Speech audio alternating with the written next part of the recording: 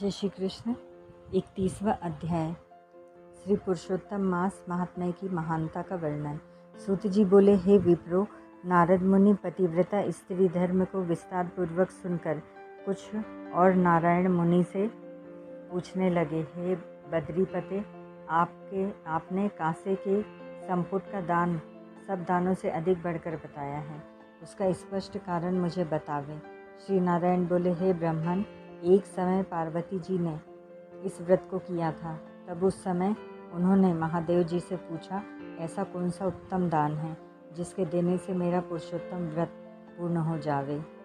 हे दया सिंधु, उस दान को सब लोगों के कल्याण के लिए आप मुझसे कहिए। यह सुनकर महादेव जी श्री पुरुषोत्तम का ध्यान करके सब लोगों के कल्याण की इच्छा से पार्वती जी से बोले, हे अपर्णे, पुरुषोत्तम मास में व्रत की विधि पूर्ण करने के लिए वेद में कहीं भी कोई दान नहीं है। हे गिरिसुते, श्री कृष्ण के प्रिय पुरुषोत्तम मास में जो उत्तम दान कहे हैं वे सब तुच्छ हो गए हैं। हे पार्वती, कहीं भी ऐसे दान का विधान नहीं है जो पुरुषोत्तम मास में करने से तुम्हारा व्रत पूरा हो जावे। हे वरानने, पुरुषोत्तम मास में व्रत पूर्ण करने के लिए संपुटाकार ब्रह्मांड का दान ही योग्य है। हे वरानने, इस दान को कहीं भी कोई व्यक्ति नहीं दे सकता, इसीलिए ब्रह्मांड के प्रतिनिधि स्वरूप कांसे का संपुट बनाकर उसमें 30 मालपुआ रखकर 7 तागे से लपेटकर विधिवत पूजा करके व्रत की पूर्णता के लिए विद्वान ब्राह्मण को दे दे। यदि आर्थिक स्थिति ठीक हो तो ऐसे 30 संपुटों का दान करे। इस प्रकार लोक हितकारी महादेव जी के ऐसे सुंदर वचन सुनकर पार्वती जी लोक कल्याण की इच्छा से अत्यंत प्रसन्न हुई और 30 कांसों के संपुट विद्वान ब्राह्मणों को दान में देकर व्रत के विधान को पूरा करके अत्यंत सुखी हुई। सूत जी बोले, हे विप्रो, नारद जी भगवान बद्री नारायण के अमृत तुल्य वचन सुनकर अत्यंत प्रसन्न होकर बार बार नमस्कार कर फिर कहने लगे, यह पुरुषोत्तम मास सब साधनों का सर्वश्रेष्ठ मास है। आज इसका महात्म्य सुनकर मुझे पूर्ण निश्चय हो गया है। भक्ति मार्ग से मात्र से सुन लेने पर जब मनुष्य के महापाप नष्ट हो जाते हैं, तब श्रद्धापूर्वक विधि विधान से जो करता है तो उसका कहना ही क्या है, क्योंकि अमृत पीकर अत्यंत तृप्त हुए मनुष्य को दूसरे जल पान करने की इच्छा नहीं रहती। इसलिए अब इससे आगे सुनने को मेरी कुछ भी इच्छा बाकी नहीं है।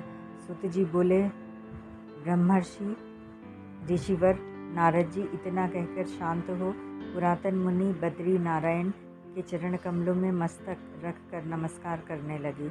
जो मनुष्य भरत खंड में जन्म लेकर पुरुषोत्तम मास का सेवन नहीं करते, वे घर के जंजाल में आसक्त हुए अधम हैं।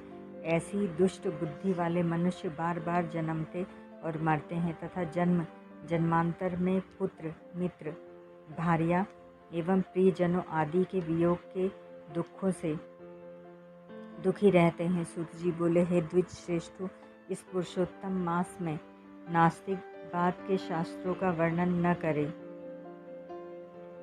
न पराई सेज पर शयन करे, न कभी झूठ बोले, न कभी परनिंदा आलोचना चुगली करे, न पराया अन्न खावे, न कभी दूसरे की नकल करे, न धन की कंजूसी करे, सच्चरित्र ब्राह्मण को दान दे। धनवान होते हुए जो कंजूसी करता है वह रौरव नरक में जाता है। व्रती लोग दिन में सायंकाल के 4 बजे के बाद भोजन करें। अतः वे लोग धन्य हैं जो पुरुषोत्तम मास का नियम पालन करते हैं। महाराज इंद्रधुम्न, यौवनाश्व और भगीरथ, यह सब राजा लोग पुरुषोत्तम मास की आराधना कर श्री कृष्ण भगवान के निकट पहुँच गए। इसीलिए यह पुरुषोत्तम मास सब साधनों से श्रेष्ठ है और वांछित फल देने वाला है। ध्यान मंत्र। गोवर्धन धरम वंदे गोपालम गोपुरूपिणम गोकुलोत्सव मेशानम गोविंद गोपिका प्रियम। गोवर्धन पर्वत को धारण करने वाले गोपाल, गोप रूपधारी, गोकुल के उत्सव ईश्वर, गोप किशोरियों के प्रिय गोविंद भगवान को नमस्कार है। श्री कौंडिन्य मुनि ने कहा, जो व्यक्ति इस मंत्र को जपते हुए पुरुषोत्तम मास व्यतीत करते हैं, उन्हें भगवान की प्राप्ति होती है। अतः दिव्य स्वरूप मुरलीधर, दो भुजाधारी, नवीन मेघ के समान श्यामवर्ण सुंदर पीताम्बरधारी, शोभायुक्त शोभायमान श्री राधा सहित पुरुषोत्तम भगवान का ध्यान करते हुए समय बिताना चाहिए, जिससे समस्त कामनाओं की प्राप्ति होती है। हे मुनि श्रेष्ठ, यह गुप्त से भी गुप्त व्रत हर एक व्यक्ति को नहीं बताना चाहिए। जो मनुष्य गंगा आदि सब तीर्थों में स्नान करने से तथा पृथ्वी की प्रदक्षिणा करके जितना पुण्य प्राप्त करता है, उतना पुण्य इस पुरुषोत्तम महात्म्य के सुनने से प्राप्त हो जाता है। इसके सुनने से ब्राह्मण ब्रह्म तेज को पाता है, क्षत्रिय पृथ्वी का अधिपति होता है, वैश्य धनपति हो जाता है और शूद्र को श्रेष्ठ उच्च पद प्राप्त होता है। इनके अतिरिक्त अन्य पशु वृत्ति वाले किरात, हूण, मलेच्छ आदि जितनी जाति हैं, वे भी सब मोक्ष को प्राप्त होती हैं। जो व्यक्ति इस पुरुषोत्तम मास ग्रंथ को पित्त वस्त्र में लपेटकर किसी विद्वान पंडित को दान देते हैं, वे अपने तीनों कुल का उद्धार करके हरिलोक को जाते हैं, तथा जो अपने घर में रखकर इसका पूजन करते हैं, वह घर तीर्थ के समान है। ऐसे आनंदित पुण्यप्रद श्रेष्ठ पुरुषोत्तम मास की महिमा सुनकर समस्त ऋषि लोग चकित हो गए और भगवान की सेवा में लीन हुए। मुनिजन श्री सूत जी से बोले, हे सूत जी, आप धन्य हैं। हम सब आपके मुख से इस अमृत रूपी वाणी को सुनकर कृतार्थ हो गए। आपके मुख कमल से श्री कृष्ण की कथा रूपी इस अमृत भरी वाणी को सुनकर नैमिषारण्य के वासी मुनीश्वरों ने आपको अत्यंत पूज्य ब्रह्मासन दिया है।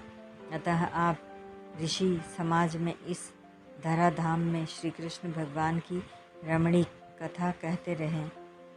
तब सूत जी ब्राह्मणों की प्रदक्षिणा कर उनको नमस्कार करके और उनसे आशीर्वाद लेकर अपना कृत्य करने के लिए गंगा जी की ओर चले गए और नैमिषारण्य में रहने वाले समस्त मुनिजन इस पुरुषोत्तम मास के महात्म्य को, जो अत्यंत श्रेष्ठ है तथा भक्तजनों को वांछित फल का देने वाला कल्प वृक्ष के समान है, आपस में ऐसा कहते हुए भगवत कथा में लीन हो गए।